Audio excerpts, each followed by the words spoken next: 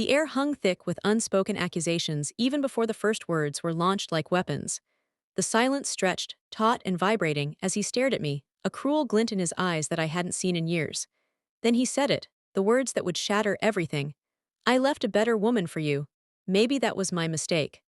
The world seemed to tilt on its axis, the carefully constructed reality of our life together cracking open to reveal the ugliness beneath. My heart hammered against my ribs, a frantic bird trapped in a cage, but I forced myself to remain still to not betray the tsunami of pain threatening to engulf me. If you would protect your sister from pain like this, subscribe to this channel right now. Evelyn, that's my name, and up until that moment, I believed I had built a life of happiness. Mark, my husband, had always been my rock, my confidant, the steady hand that guided me through life's storms. We met in college, two bright-eyed kids with dreams as big as the sky. He was the charming, witty one, always ready with a joke or a comforting word. I was the quiet observer, content to watch the world unfold around me, until he pulled me into his orbit. Our love story was the stuff of fairy tales, or so I thought. A whirlwind romance, a beautiful wedding, a cozy home filled with laughter and the promise of forever. We weathered job losses, family drama, and the everyday challenges of life, always emerging stronger, our bond seemingly unbreakable. We built a life together, brick by painstaking brick, filled with shared memories and whispered promises. I dedicated myself to him, to us, believing that our love was a fortress impenetrable to outside forces. I supported his ambitions, celebrated his successes, and held his hand through his failures. I poured my heart and soul into making our house a home, a sanctuary where we could always find solace in each other. I cooked his favorite meals, planned romantic getaways, and listened patiently to his endless stories about work. I thought he appreciated it, that he saw the love and devotion in my eyes, that I was enough. The first cracks appeared subtly, almost imperceptibly. A late night at the office became a regular occurrence. Business trips stretched longer and longer. His phone, once an open book, became a closely guarded secret, always face down, always password protected. He grew distant, his smiles less frequent, his touch less tender. When I dared to broach the subject, he brushed it off as stress, as the pressures of his demanding job. I wanted to believe him, desperately. Denial is a powerful shield, and I clung to it with all my might, refusing to acknowledge the gnawing feeling in my gut that something was terribly wrong. I tried harder, showering him with affection, planning special date nights, hoping to rekindle the spark that had once burned so brightly between us. But my efforts were met with indifference, with a coldness that chilled me to the bone. The more I tried, the further he seemed to slip away, until he was a stranger in my own home. The arguments started small, petty disagreements that escalated into full-blown battles, fueled by resentment and unspoken fears. We circled each other like wary opponents, our words sharp and cutting, each blow landing with devastating precision. And then came the silence, the heavy, suffocating silence that filled every room, every moment, a constant reminder of the chasm that had grown between us. I should have seen it coming. The signs were all there, glaringly obvious in retrospect. But love, or what I thought was love, had blinded me, had made me deaf to the warnings, blind to the truth. And then, during one of those increasingly frequent arguments, the bomb dropped. One minute we were arguing about something trivial, a misplaced bill or a forgotten appointment, and the next he was unleashing a torrent of pent-up anger and resentment. His face contorted with fury, his eyes blazing with a hatred I had never seen before. It was then that he uttered those unforgivable words, the words that would forever be etched into my memory. I left a better woman for you. Maybe that was my mistake. Time seemed to stop. The air crackled with tension. The world narrowed to that one devastating sentence, echoing in my mind like a death knell. The casual cruelty of his words, the sheer callousness of his admission, took my breath away. It was as if he had ripped my heart out of my chest and stomped on it with his bare feet. The room went silent. The fight drained out of me, leaving behind only a cold, empty void. I felt a strange sense of detachment, as if I were watching the scene unfold from a distance, a detached observer to my own tragedy. I knew, in that moment, that everything had changed, that the life I had so carefully constructed had been irrevocably shattered. The person I trusted most was one of them. The following days were a blur of tears, sleepless nights, and a gnawing emptiness that threatened to consume me whole. I replayed his words over and over in my head, each repetition a fresh wound, each echo a deeper cut. I tried to understand, to make sense of the senseless. Had our entire relationship been a lie? Had he ever truly loved me, or was I just a placeholder, a convenient substitute for someone else? The questions swirled in my mind, unanswered, unanswerable. I found myself staring at my reflection in the mirror, searching for the woman he had supposedly left someone better for. Was I not attractive enough, not smart enough, not good enough? The doubts crept in, insidious and corrosive, eating away at my self-esteem, my confidence, my very sense of worth. I picked at my food, unable to swallow more than a few bites. My clothes hung loosely on my frame, a physical manifestation of the emotional weight I carried. I lost interest in the things I once enjoyed, the hobbies that had brought me joy now seemed meaningless, empty. The world around me continued to move, but I felt frozen in time, trapped in a perpetual state of anguish and disbelief. I tried to talk to him, to reason with him, to salvage what was left of our shattered marriage. But he remained cold and distant, his eyes devoid of the warmth and affection I once knew. He offered no explanation, no apology, only a wall of indifference that I couldn't penetrate. Each attempt at reconciliation was met with resistance, each plea for understanding met with silence. It became clear that he had already made up his mind, that he was already gone, even though he still occupied the same space as me. The realization was like a punch to the gut, leaving me gasping for air, struggling to comprehend the magnitude of my loss. I couldn't sleep. Every time I closed my eyes, I saw his face, heard his cruel words, relived the moment of betrayal. I tossed and turned in bed, my mind racing, my heart aching. I would get up and wander through the house, touching the objects that held our shared memories, each one a painful reminder of what we had lost. The photo albums, the souvenirs from our travels, the gifts we had given each other, all now symbols of a broken promise, a shattered dream.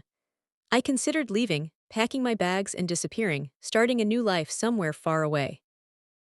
But the thought of abandoning the home we had built together, of surrendering to his betrayal, felt unbearable. I deserved this house. I deserved this life. Why should I be the one to leave? Why should I be the one to suffer the consequences of his actions? The anger began to simmer beneath the surface, a slow-burning resentment that threatened to erupt. It was no longer just about the pain of his betrayal, but about the injustice of it all. He had taken everything from me, my happiness, my security, my sense of self. And he expected me to just walk away, to accept his decision without a fight? I thought not. As the days turned into weeks, the tears began to dry, the sadness began to fade, replaced by a steely resolve, a burning desire for retribution. I would not let him get away with this. I would not let him destroy me. I would rise from the ashes, stronger and more determined than ever before. I started to observe him more closely, paying attention to his comings and goings, his phone calls, his emails. I became a detective in my own life, piecing together the fragments of information, searching for clues, looking for answers. I noticed that he was spending an increasing amount of time on his phone, whispering into it when he thought I wasn't listening, deleting his call history, clearing his messages. He was also dressing differently, taking more care with his appearance, wearing cologne he knew I hated. He was clearly trying to impress someone, and I had a pretty good idea who that someone was. I started to ask questions, casually at first, then more directly, but he deflected them with ease, dismissing my concerns as paranoia, accusing me of being insecure. But I knew better. I could see the guilt in his eyes, the nervousness in his movements, the subtle signs of deception that he couldn't hide. My vision blurred. The glass in my hand shattered, sending shards of glass and crimson liquid across the floor. I didn't say a word. I simply stared at him, my eyes filled with a cold fury that mirrored the hatred in his. He flinched, his bravado momentarily faltering before he regained his composure and turned away, leaving me to clean up the mess. That was the moment I knew. I had to protect myself. The weight of injustice was a physical burden, pressing down on me, stealing my breath. Sleepless nights were spent replaying memories, dissecting conversations, searching for the exact moment our love had begun to unravel. Each revelation was a fresh wave of pain, a deeper understanding of the betrayal that had shattered my world. I tried to confide in friends, to seek solace in their support, but their words of comfort felt hollow, their advice inadequate. They couldn't possibly understand the depth of my despair, the magnitude of my loss. I felt alone, isolated, adrift in a sea of uncertainty and heartache. The anger simmered, a constant undercurrent to my pain, fueling my determination to seek justice, to reclaim my life. I started documenting everything, every conversation, every interaction, every suspicious detail. I knew that I needed evidence, proof of his betrayal, if I was to have any chance of winning this battle. I became a meticulous observer, a silent recorder, gathering the ammunition I would need to fight back. I smiled. I acted broken, but I was recording everything. The silence in the house became a suffocating blanket, each tick of the clock a hammer blow against my sanity. I wandered through the rooms like a ghost, touching the furniture, the walls, the remnants of a life that no longer existed. The laughter was gone, replaced by an echo of accusation and betrayal. Sleep offered no escape, only a relentless replay of his words, his face contorted with a cruelty I never imagined him capable of. The world outside continued, oblivious to the earthquake that had shattered my foundations. Friends called, offering sympathy and support, but their voices sounded distant, muffled, as if separated from me by a thick pane of glass. I couldn't bring myself to explain, to articulate the depth of my pain, the magnitude of my humiliation. It felt too raw, too personal, too shameful to share. So I offered platitudes, assurances that I was fine, that I was coping, while inside I was crumbling into dust. The days blurred into a monotonous cycle of emptiness and despair. I lost interest in everything, my work, my hobbies, my friends. I became a recluse, hiding from the world, nursing my wounds in the darkness of my solitude. I stopped eating, stopped sleeping, stopped caring. My body became a vessel, a hollow shell devoid of life or purpose. I was fading away, disappearing into the shadows, becoming a ghost in my own life. Then came the day I found the necklace. It was tucked away in a small velvet box, hidden in the back of his closet, behind a pile of old sweaters. It wasn't just any necklace. It was the one I had always wanted, the one I had pointed out in a jewelry store window years ago, the one he had promised to buy me someday for a special occasion. But the special occasion never came. He had forgotten, or so I thought. As I held the necklace in my trembling hands, I understood. It wasn't for me. It was for her, the better woman he had left me for. The realization hit me like a physical blow, knocking the wind out of me. I sank to the floor, clutching the necklace to my chest, sobbing uncontrollably. It wasn't just the necklace, it was everything it represented. The years of lies, the depth of his deception, the utter disregard for my feelings. It was the final confirmation that our love had been a sham, a carefully constructed facade built on a foundation of deceit. In that moment, something inside me snapped. The sadness, the despair, the self-doubt, all coalesced into a single burning rage. I wouldn't let him win. I wouldn't let him destroy me. I wouldn't let him get away with this. Lying on the floor, amidst crumpled clothes and scattered jewelry, I felt a shift within me. The victim was dead. I had been naive, I had been blind, I had been a fool, but no more. I would not wallow in self-pity, I would not succumb to despair. I would become something else, something stronger, something more dangerous. I would become the architect of his downfall. The rage solidified into a cold, hard resolve. The tears dried, replaced by a steely glint in my eyes. I rose to my feet, my legs shaky but my purpose clear. I carefully placed the necklace back in its box, back in its hiding place. He wouldn't know that I knew. He would continue to underestimate me, to believe that I was weak and broken, and that would be his fatal mistake. I started meticulously planning my next moves, carefully considering every detail. I would gather evidence, expose his lies, and dismantle his life piece by piece. He thought he was untouchable. He thought he was smarter than me. He thought he had won, but he was wrong. The game had just begun, and I was about to rewrite the rules. That night I dreamed of shattered glass and crimson tides. I awoke with a gasp, the taste of iron in my mouth, but the fear was gone. In its place was a chilling calm, a sense of purpose that I hadn't felt in years. I rose from the bed, walked to the window, and gazed out at the city lights twinkling in the distance. It was a new dawn, a new beginning. The old Evelyn was gone, replaced by a woman forged in the fires of betrayal, a woman with nothing to lose and everything to gain. I smiled, a slow, deliberate curve of my lips that held no warmth, no humor, only a cold, calculating determination. The exact day he tried to end me, I exposed the truth.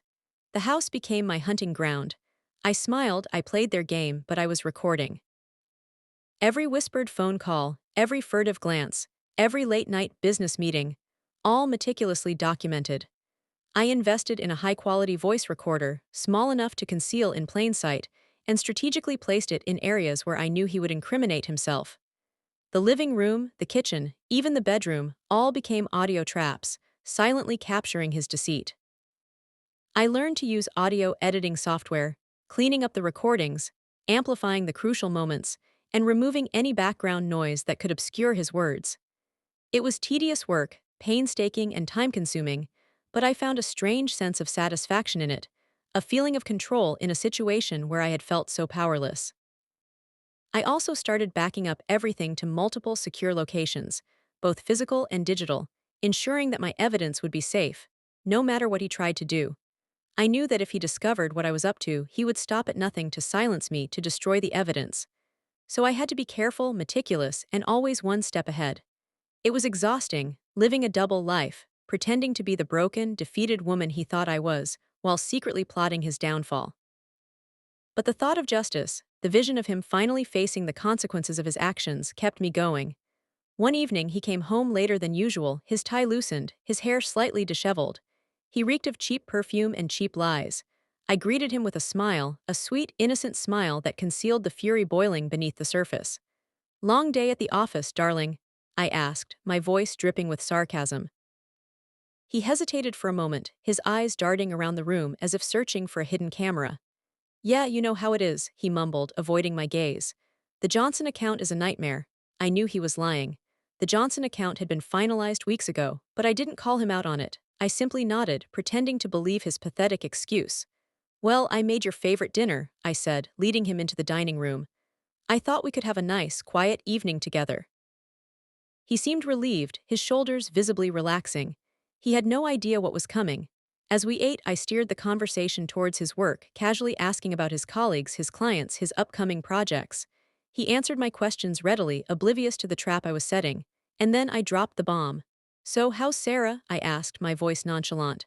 "I heard she got promoted." Sarah was the name of the better woman, the woman he had left me for. His face paled. He choked on his wine.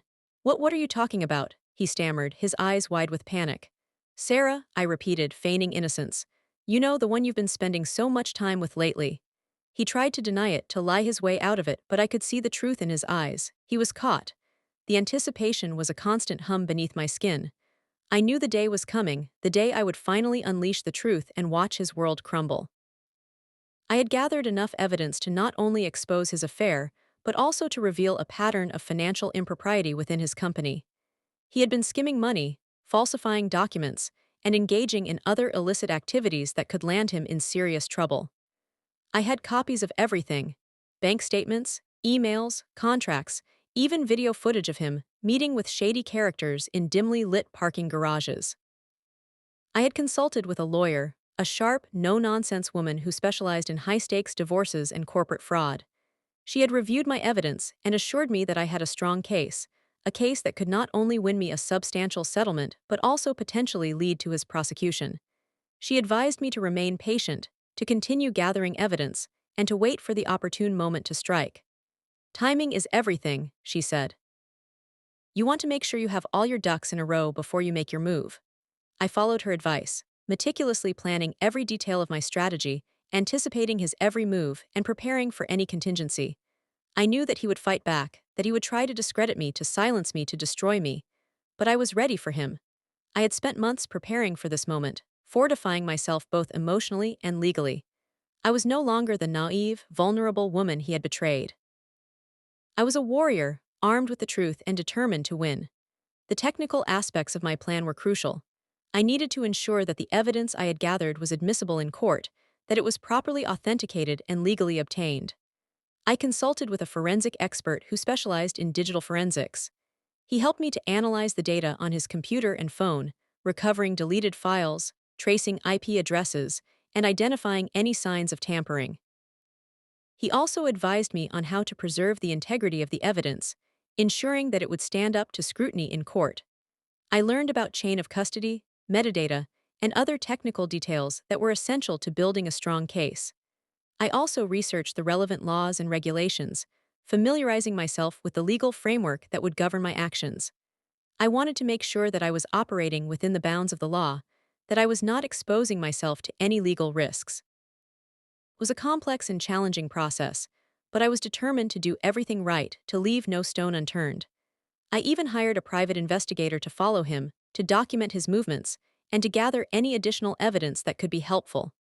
The investigator was discreet and professional, providing me with regular updates and detailed reports. He confirmed my suspicions about his affair, providing me with photographs and videos of him with Sarah, further solidifying my case. Every piece of evidence, every detail, every precaution was carefully considered and meticulously executed. I was building an airtight case, a case that would leave him with no escape. Their biggest weakness? They thought they were untouchable. That's when I found the burner phone. Tucked inside a rarely used briefcase, hidden beneath a stack of old files. It wasn't password protected. A simple swipe revealed a cascade of messages, each one a dagger twisting in my gut. Messages detailing the affair, of course, but also something far more sinister. His plans to bleed the company dry, to vanish with a fortune, leaving his colleagues, his friends, even his own family to face the consequences. He wasn't just unfaithful, he was a predator, a parasite, ready to feast on everything and everyone he held dear. My breath hitched. The air in the room seemed to thin. This wasn't just about a broken marriage anymore. This was about preventing a catastrophe, about protecting innocent people from his greed. The phone also contained a calendar, meticulously marked with dates and times, each entry cryptic coded. But one entry stood out, a meeting scheduled for the following week at a remote warehouse on the outskirts of town. The note simply read, Project Phoenix. My blood ran cold. I didn't know what Project Phoenix was, but I knew it couldn't be good. This was it. This was the moment I had been waiting for. The opportunity to expose him, to stop him before he could inflict any more harm. The warehouse was the perfect stage. Isolated, industrial, and shrouded in darkness. I arrived hours before the scheduled meeting, dressed in black, my face concealed behind a baseball cap. I felt like a character in a bad movie, but there was nothing cinematic about the cold, hard reality of what I was about to do. I had already contacted the authorities, providing them with all the evidence I had gathered, including the burner phone and the details of the meeting. They were skeptical at first, but the sheer volume of evidence, the meticulous detail of my accusations, had convinced them to take me seriously. They promised to have a team on standby, ready to move in at my signal. But I wasn't just relying on the police. I had my own plan, a plan that would ensure that he couldn't wriggle his way out of this, that he couldn't use his money or his influence to escape justice. I had planted hidden cameras throughout the warehouse, capturing every angle, every conversation. I had also rigged the sound system, ensuring that his words would be amplified, recorded, and broadcast to the world. I wanted everyone to hear the truth, to see him for what he really was. As the minutes ticked by, the tension in the air thickened. I could feel my heart pounding in my chest, my palms sweating. I checked the cameras one last time, making sure they were all functioning properly. I adjusted the microphone levels, ensuring that the audio was clear and crisp. I reviewed my plan, visualizing every step, anticipating every possible contingency. I had to be perfect. There was no room for error. This was my one shot, my one chance to take him down. Finally, I saw the headlights approaching in the distance. I took a deep breath, steeled my nerves, and prepared to execute my plan. I watched as his car pulled up to the warehouse as he stepped out, accompanied by two men I didn't recognize. They looked like the kind of people who made others disappear. My stomach churned. This was more dangerous than I had imagined. But I couldn't back down now. I had come too far, I had sacrificed too much. I had to see this through to the end. He entered the warehouse, his face grim, his eyes darting around nervously. He was clearly expecting something, something big. I watched him on the monitor, my finger hovering over the button that would trigger the audio broadcast that would unleash the truth upon the world. He began to speak, his voice low and menacing, outlining his plans to defraud his company, to abscond with millions of dollars, to start a new life in a foreign country. He spoke with a cold, calculating detachment, as if he were discussing the weather, not the destruction of countless lives. I felt a surge of anger, a burning desire to lash out, to confront him, to make him pay for his crimes. But I resisted the urge. I had to stick to the plan. I had to wait for the right moment. He continued to speak, revealing more and more details of his scheme, implicating his accomplices, sealing his own fate. And then he said the words I had been waiting for, the words that would trigger the final act of my revenge. The exact day he tried to end me. The exact day he tried to end me, he ended himself. I slammed my fist on the console, triggering the broadcast. Instantly his voice, amplified and distorted, boomed through the warehouse speakers, shattering the tense silence. His words, dripping with malice and greed, echoed off the metal walls, exposing his treachery to anyone within earshot. I saw his face contort in disbelief, then horror, as he realized what was happening. The two thugs flanking him exchanged nervous glances, their hands twitching towards their weapons. But it was too late. The authorities, alerted by my signal, swarmed the warehouse, sirens wailing, blue and red lights flashing, cutting through the darkness like knives. Chaos erupted. The thugs, caught off guard, tried to resist, but they were quickly subdued. My target, however, stood frozen, his eyes wide with terror, his face ashen. He knew he was finished. His carefully constructed world, his empire of lies, was collapsing around him. I watched him on the monitor, a perverse satisfaction swelling within me. He looked like a cornered animal, desperate, defeated, utterly broken. The police surrounded him, their guns drawn. He didn't resist. He simply surrendered, his head hanging low, his shoulders slumped. As they led him away in handcuffs, he finally looked up, his eyes locking onto the camera lens, his gaze piercing, accusatory. I could see the hatred burning within him, the desire for revenge, but I felt nothing. No pity, no remorse, only a cold, detached sense of justice served. The broadcast continued, his words echoing through the empty warehouse, a testament to his downfall. The news spread like wildfire. His company stock plummeted. His colleagues turned against him. His friends abandoned him. His family disowned him. He lost everything. His reputation, his fortune, his freedom. The days that followed were a whirlwind. The authorities launched a full-scale investigation into his company, uncovering a vast web of corruption and fraud. His accomplices were arrested, his assets were seized, and his empire crumbled to dust. I testified before a grand jury, presenting my evidence, recounting my story, exposing his crimes to the world. The media descended upon me, eager to hear my side of the story. I refused to grant any interviews, preferring to remain anonymous to fade back into the shadows. I had achieved my goal. I had exposed him, I had stopped him, I had protected the innocent. My revenge was complete. I walked away from it all, leaving him to face the consequences of his actions. I moved to a new city, started a new life, leaving the past behind me. I never looked back. I never regretted what I had done. I had acted out of necessity, out of self-preservation, out of a deep-seated desire for justice. Some may call it revenge, I call it survival. The scars of his betrayal may never fully heal, but they have made me stronger, more resilient, more determined. I am no longer the naive, vulnerable woman he once knew. I am a survivor. They lost everything, I just smiled. Revenge isn't sweet, it's necessary. Would you have done the same? Let me know in the comments. Subscribe for more justice.